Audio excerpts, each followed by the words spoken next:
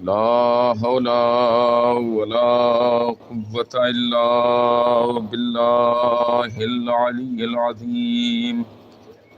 أعوذ بالله من الشيطان اللعين الرجيم. بسم الله الرحمن الرحيم.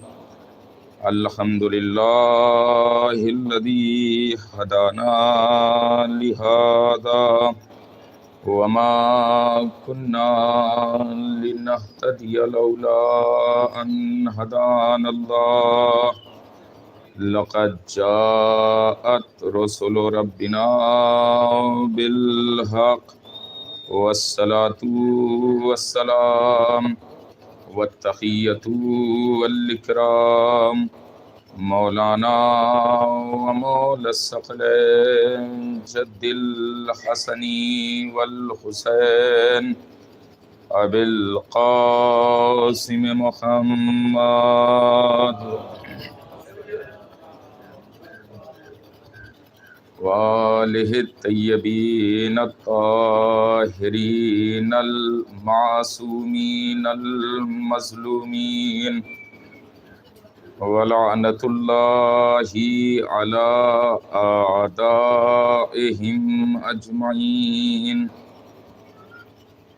من یومنا ھذا الی قیام یوم الدین.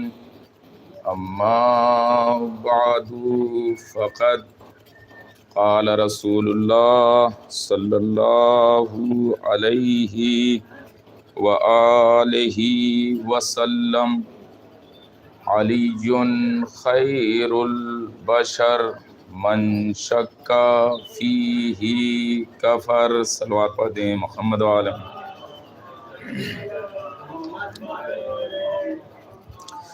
معزز سامعین اکرام، عزیزان محترم، مسلسل ہمارے اور آپ کے درمیان جو گفتگو چل رہی ہے وہ مولائے متقیان امیر المومنین علی ابن ابی طالب علیہ الصلاۃ والسلام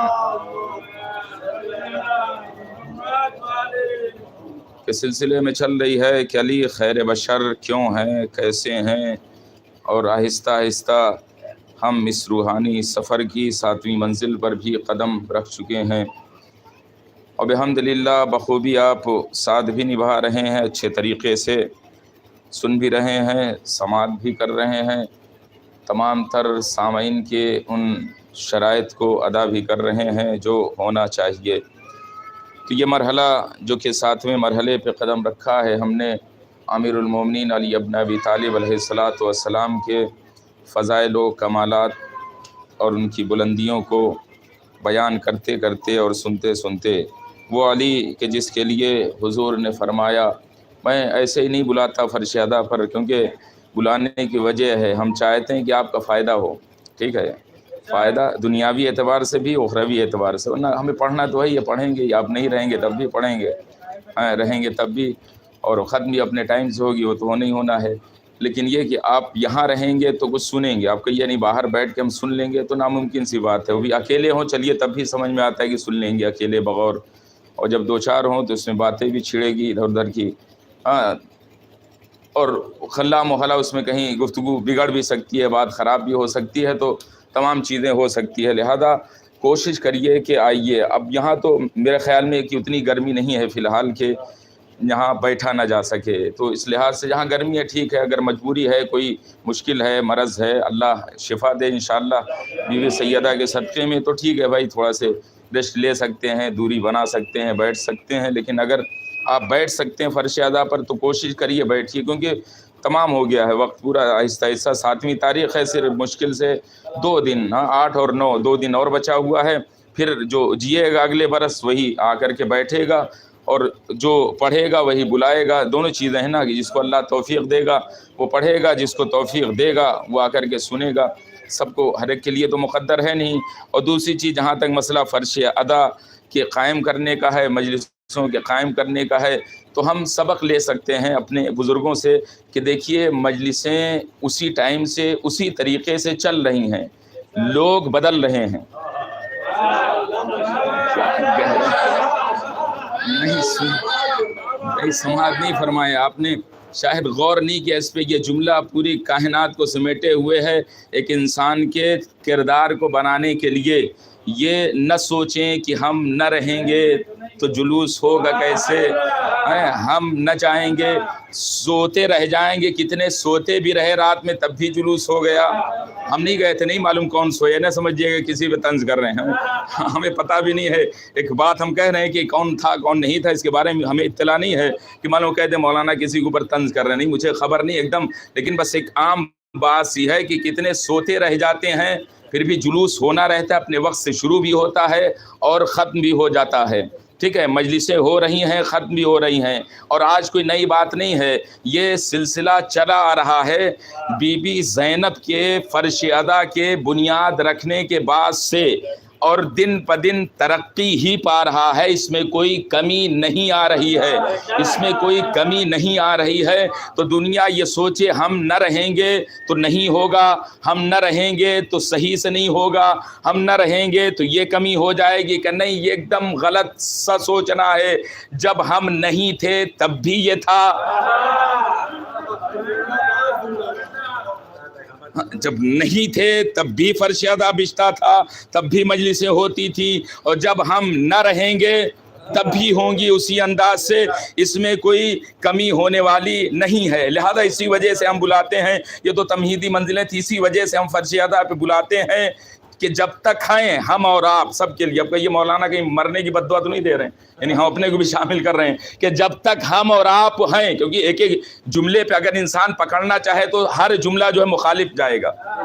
سمجھے، جب پکڑنے پہ آ جائے تو سب غلط ہے، کچھ صحیح ثابت کر ہی نہیں سکتا.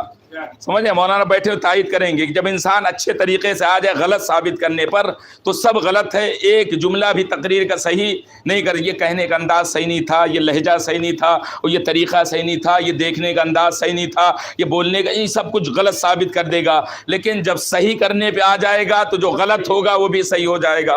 تو مسئلہ اسی وجہ سے ہے کہ بلانے کا جو طریقہ ہے، جو بلانے کا انداز ہے، جو بلانے کا لہجہ ہے، اور جو بلانے کی وجہ ہے، سب سے بڑی بات کہ ہم چاہتے یہ ہیں کہ ثواب میں شامل کر لیں.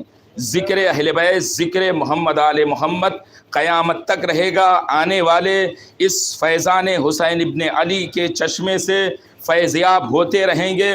جو نہ رہے گا وہ تو بہرحال نہ رہے گا، لیکن رہنے والوں کا مقدر ہوگا کہ وہ ایک ایک چیزیں ایک ایک قدم پہ، کہ مولا رسول خدا اس سلسلے میں فرماتے اگر کوئی انسان علی کی، اب یہیں سے دیکھیے کہ کتنا بڑا ثواب ہوگا بھی، کہ مولا فرماتے ہیں رسول خدا، کیونکہ غدیر میں کہا تھا نا کہ اللہ مولایا، ہمارا مولا ہے اور ہم مومنین کے مولا ہیں. پھر کہا الا من کنت مولا ہو فہذا علی مولا، کہ جس کے میں مولا ہوں اس کے علی مولا. تو رسول بھی مولا ہیں، مولا یعنی سرپرست، مولا یعنی حاکم، اور وہ بحث دوسری نکل جائے گی. فی الحال حضور فرماتے ہیں کہ اگر کوئی انسان فرش ادا پر آئے، حضور فرماتے ہیں اگر کوئی انسان مولا امیر المومنین کی تمام تر فضیلتوں میں سے کسی ایک فضیلت کو اپنے کانوں سے سن لے تو اس کے وہ گناہ معاف ہو جاتے ہیں جو اس نے کانوں سے کیے ہوں گے.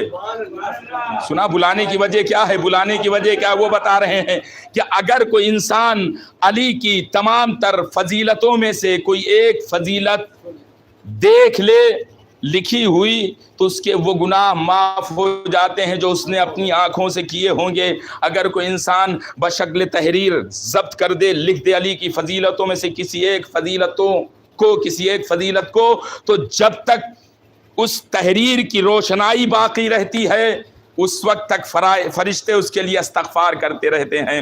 اب سمجھ میں آیا کہ جس کی فضیلتوں کا سننا اتنا بڑا ثواب ہو، یعنی جس کی فضیلتیں کانوں کے گناہوں کو ختم کر دے، جس کی فضیلتوں کا دیکھنا آنکھوں کے گناہوں کو ختم کر دے، جس کی فضیلتوں کا لکھنا فرشتوں کے لیے استغفار کا ذریعہ فراہم کر دے، تو اب بتائیے اس علی کی محبت اگر نارے جہنم سے نجات کا پروانہ دے دے.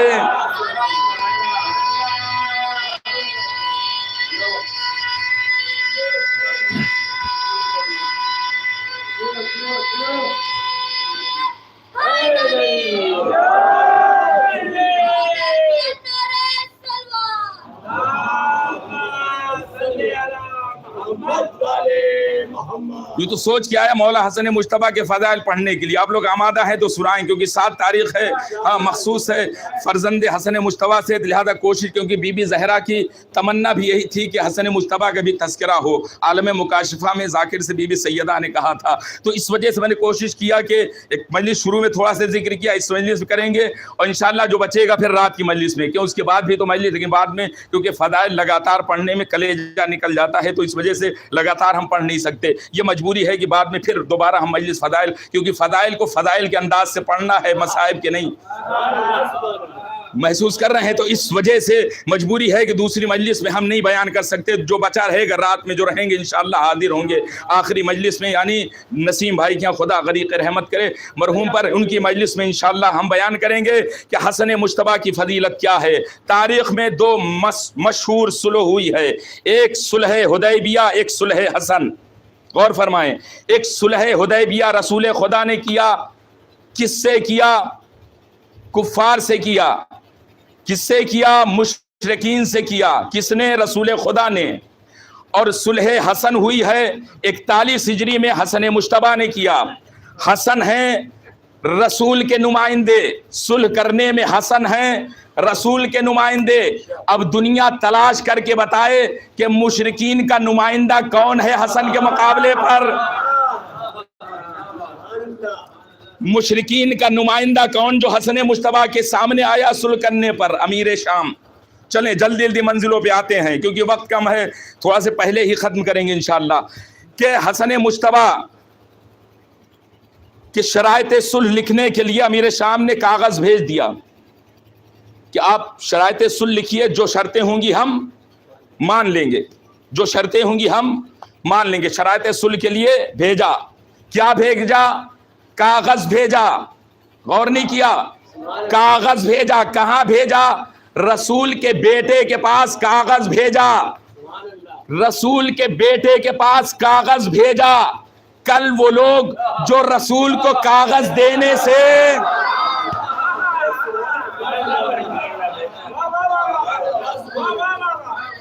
ایک بلند آواز سے آپ کی سلامتی کے لیے صلوات پڑھیے کہ ماشاءاللہ سے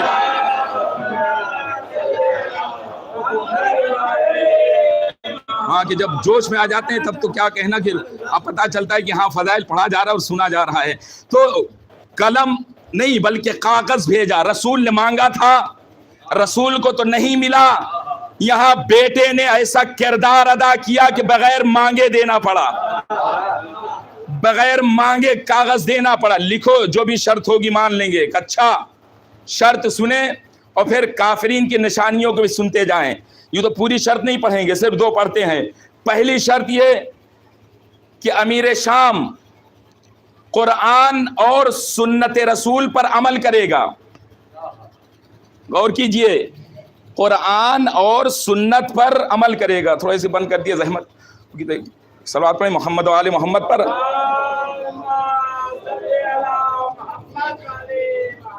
امیر شام قرآن اور سنت پر عمل کرے گا. قرآن اور سنت پر عمل کرے گا مطلب کیا؟ نتیجہ سنیں.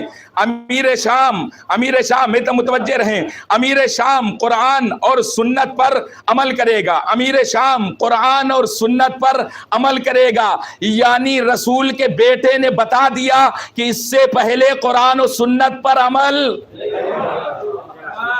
بیٹے خلیفۃ المسلمین بنے ہوئے اور قرآن و سنت پر عمل نہیں کر رہے تھے, قرآن و سنت پر عمل نہیں کر رہے تھے. دوسری خلافت کے بعد لوگ آئے علی کے پاس, یا علی خلیفہ بن جائیے, یا علی خلیفہ بن جائیے. آخر میں جب میرے مولا نے کہا یہ بتاؤ بننا تو, لیکن کہا کہ شرط میری ہوگی. کہ شرط بتاؤ؟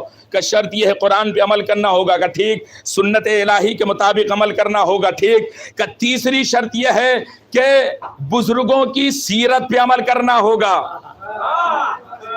نہیں ابھی میں ملا رہا ہوں صلح حسن سے, بزرگوں کی سیرت پہ عمل کرنا ہوگا. علی نے کہا کہ دیکھو اگر بزرگوں کی سیرت قرآن میں ہوگی تو ہم قرآن پہ عمل کریں گے, آ جائے گی.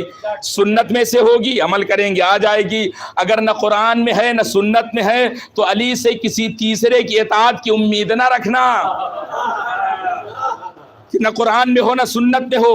یعنی جب ان لوگوں نے یہ سنا تو واپس چلے گئے. کہ سیرت شیخین بزرگوں کی سیرت پہ عمل نہیں کریں گے، علی تو واپس چلے گئے. یعنی علی اس معاملے کو منظر عام پہ لا چکے تھے لیکن منوا نہ سکے. کروڑوں سلام علی کے لاڈلے حسن مجتبیٰ پر کہ جس نے جب شرط لکھی کہ سنو عمل صرف قرآن و سنت پہ ہوگا، سیرت کا کوئی ذکر نہیں ہے، سیرت کا کوئی تذکرہ نہیں ہوگا. اور پھر اور بھی شرطیں لکھی کہ بعد میں تو خلیفہ نہیں بنا سکتا، مثلا ہر شرط کی مخالفت کیا، وقت نہیں ہے.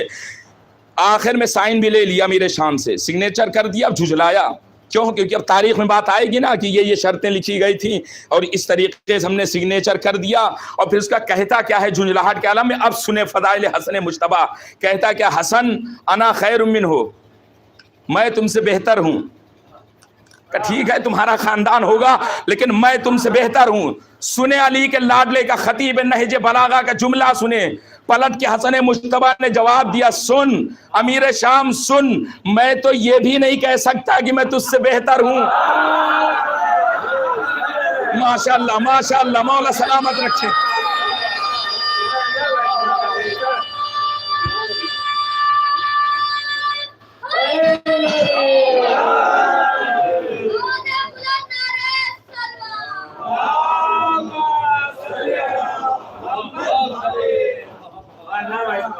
میں تم سے بہتر ہوں، کہ میں تو یہ بھی نہیں کہہ سکتا کہ میں تم سے بہتر ہوں.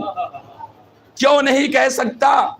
کیونکہ مقابلہ کرنے میں جنس کا مساوی ہونا ضروری ہے. اور بھی تشریح کرتے جوانوں کے لیے، مقابلے کے لیے جنس کا مساوی ہونا ضروری ہے. حسن مجتبیٰ نے کہا سن کیا کریں، خدا نے ہم اہل بیت کو تمام برائیوں سے دور رکھا اور تجھے تمام اچھائیوں سے دور رکھا. ایک صلوات پڑھ دیں محمد والے.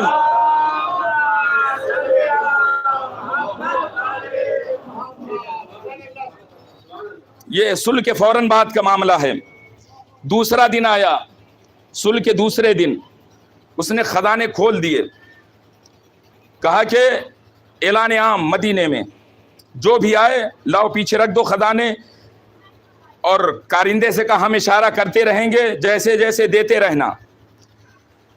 اہل مدینہ آنے لگے، کسی کو ایک، کسی کو دو، کسی کو تین دیتے لگے، یہاں تک کہ صبح سے شام ہو گئی. زیادہ دیر نہیں رہیں گے سامنے، صبح سے شام ہو گئی، لوگ آتے رہے. آخر میں دو باتیں، تو یہ کہ حسن مجتبیٰ کو بلوایا اس نے یا حسن مجتبیٰ خود آئے شام کے وقت. جب شام میں آئے تو کہتا کیا ہے امیر شام کہ حسن تم اس وجہ سے اتنی شام میں آئے، تم سمجھ رہے تھے کہ خزانہ ختم ہو جائے گا اور بعد میں تم ہمیں کہو گے کہ ہم کنجوس ہیں. امام مسکرا رہے ہیں، اسے کیا معلوم کہ یہ لینے والا گھرانہ نہیں ہے، دینے والے ہیں یہ. یعنی چیخ کے کہیں گے تبھی جملے کے اندر وزن آئے گا. لینے والے نہیں ہے یہ دینے والے حسن مجتبیٰ کہ اس وجہ سے آئے تاکہ ختم ہو جائے. کنجوسی کا الزام لگا. امام مسکرا رہے ہیں. پھر ایک مرتبہ اس نے کارندے سے کہا کہ سنو، صبح سے لے کر کے ابھی تک جتنا تمام مدینے والوں کو دیا ہے اتنا حسن کو دے دو لا کے. نہیں فضائل کے جملے نہیں نکلے کیا کہ جتنا پورے مدینے والوں کو دیا اتنا حسن کو دے دو. یعنی امیر شام کی نگاہ میں جو اہمیت پورے مدینے والے کی تھی،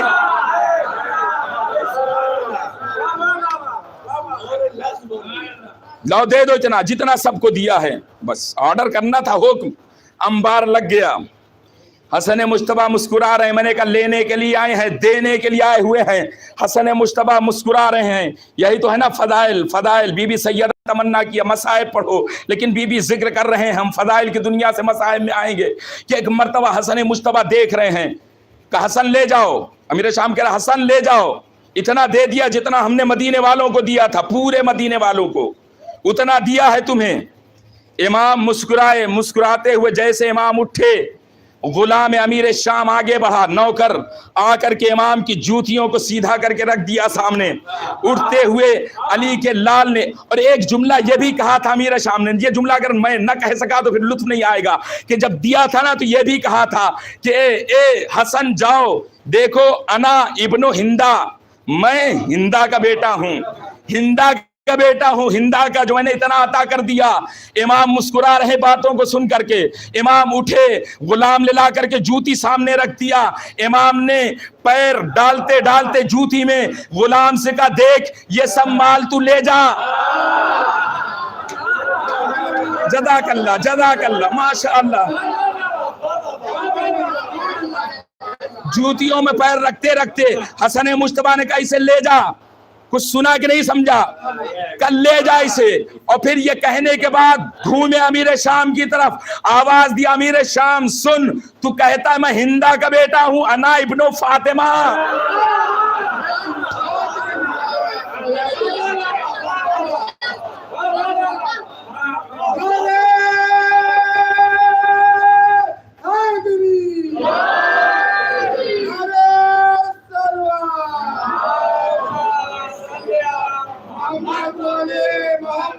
انا ابن فاطمہ، اچھا کیا تو نے اپنی ماں کا نام دربار میں لے کر کے حقیقت تو بتا دیا نا کہ جو ہندا کا بیٹا ہوتا ہے حکومت کے مال کو خرچ کرنے کے بعد فخر محسوس کرتا ہے، لیکن جو زہرا کا لال ہوتا ہے وہ اپنے ہدیے کو بھی دے دیتا ہے صرف جوتیوں کو سیدھی کرنے میں. یہی تو فرق ہے نا. یہ ہندا کا بیٹا ہے، یہ ہے، نام نہیں لے سکتے ملا کے. صلوات پڑھ دے محمد و آل محمد.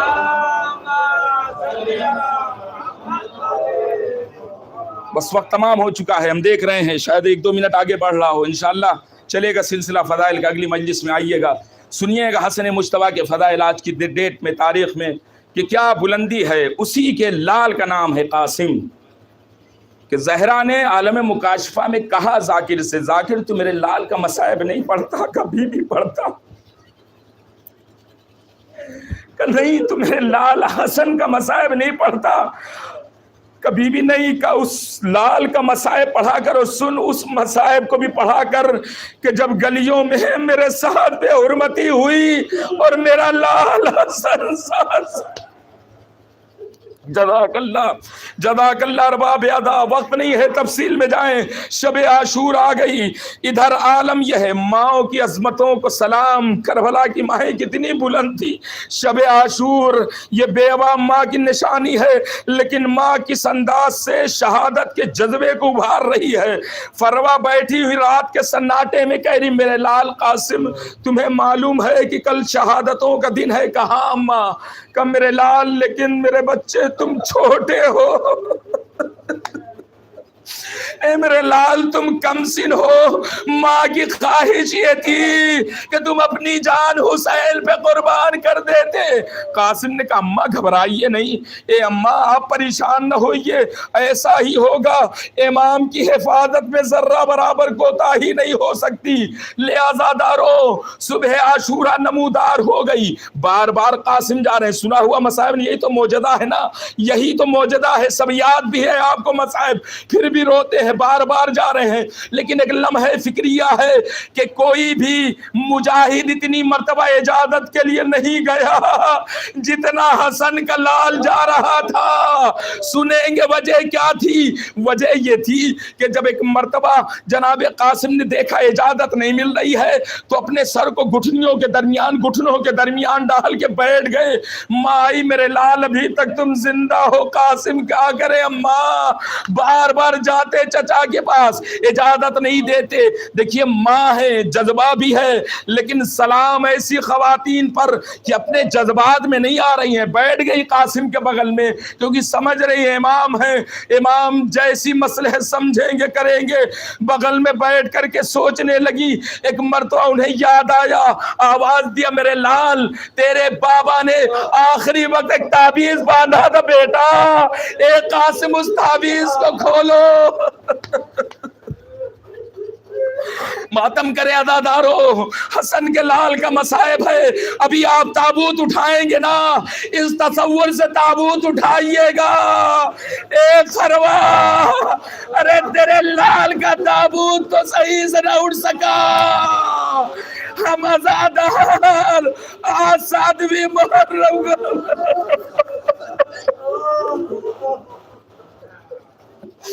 जज़ाकल्ला अज़ादारो ताबीज़ खुल गई।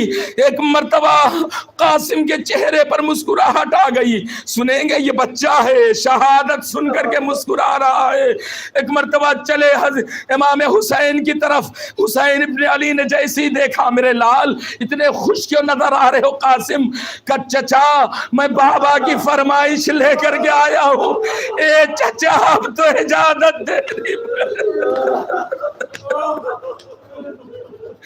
ए चचा अब तो इजाजत देनी पड़ेगी। अजीज हुसैन, अब हुसैन कासिम को रोक नहीं रहे हैं, क्योंकि अब भाई की तस्वीर सामने आ गई, भाई की तहरीर को देख लिया। जाओ मेरे लाल, बस आखिरी जुमला, 2 जुमले खत में दुआ रो लीजिए खुल करके कि जब इमाम हुसैन ने जनाब कासिम को रुखसत किया, 2 मंजर से निगाहों के सामने, तसव्वुर शर्त है, इंशाअल्लाह बहुत रोएंगे। जब रुखसत किया है वो मंजर, और जब कासिम का लाशा लेकर के आए हैं वो मंजर, 2 मंजर बगौर सुने। जब हुसैन रुखसत कर रहे थे नादादारो, तो बच्चा इतना छोटा था कि पैर रिकाबों तक नहीं पहुंच रहा था। हुसैन ने रिकाबों को काट के छोटा किया, कासिम के पैर में रिकाबें डाली। जाओ कासिम, खुदा हाफिज मेरे लाल। और जब हुसैन कासिम की आवाज में मक्तल में आए, लाश कासिम को उठाया। अब मक्तल कहता है वो कासिम कि जिसका पैर रिकाबों में न पहुंचता था, जमीन करबला पे खत देता हुआ चला। ए मेरे लाल कासिम, चाचा शर्मिंदा है बेटा। कासिम तेरी मदद को हुसैन